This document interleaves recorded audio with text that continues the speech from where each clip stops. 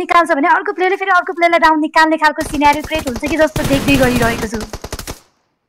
पके पनि त्यो खालको सिनेरियो त अभियसली भन्ने भइ नै हाल्यो यो सिचुएसनमा आइसके पछाडि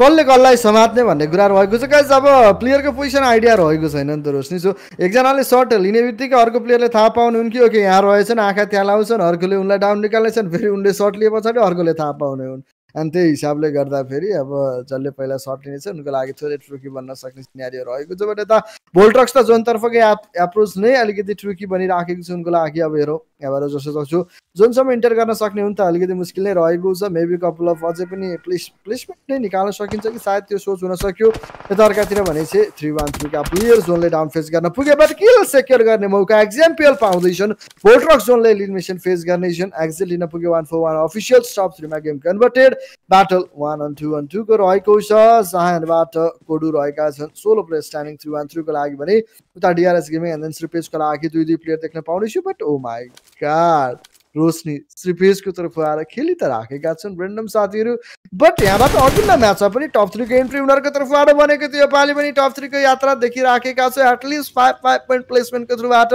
निकालिराखेका छन् यदि हेर्ने हो भने केही हदसम्म भनौँ न त्यो टिमको एब्सेन्समा राम्रै नम्बर निकालिदिइराखेका छन् टिमको लागि राम्रो अमाउन्ट अफ पोइन्ट निकालिदिइराखेका छन् हामीले त्यो भन्न सक्नेछौँ अब त फाइनल प्लेयर भाइपरको काँधमा आएको छ सिमेबारी बट कोडो आइसकेका छन् भाइपर गलिसकेका छन् त्यहाँबाट उठ्न चाहँदैनन् सुति नै राख्ने हुन् उनलाई सुताइ पनि दियो त्यहाँबाट कोडु फिनिस गरिदिने भए श्रीपेजको च्याप्टर क्लोज नै भइसकेको छ अब त बाँकी दुई टिम रहेका छन् डीआरएस गेमिङ यसैको साथमा 3-1-3 लाई देख्न पाउनेछौँ डीआरएस गेमिङको लागि एउटा गोल्डन अपर्च्युनिटी रहेको छ सेकेन्ड डिनर निकाल्ने एलिमिनेसन पनि राम्रो निकालिएको छ टिमको थ्रुबाट कोडुको एगेन्स्ट सायद कनेक्सन बिल हुन्छ भन्दै थियो बट नो कनेक्सन बिल भएको छैन अगाडि बढ्न चाहन्छन् कोडु and here we can see short कनेक्सनमा आएको ड्यामेज इनफ रहेको थियो र अर्को एउटा सर्ट एक्जाम्पललाई टेक डाउन गरिदिनेछन् डीआरएस गेमिङ ग्यान्टेको काँधमा आएको छ जिम्मेवारी बजाउँदैछन् एस्टुबेल के ड्यामेज डिल गराउनु पर्ने छ एउटा प्यालेट कनेक्सनमा आयो इनफ्याक्ट फिनिस गर्न भ्याएका छन्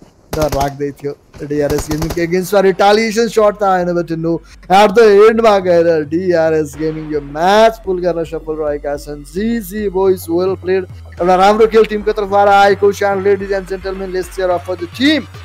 मेक सम नोइज हैन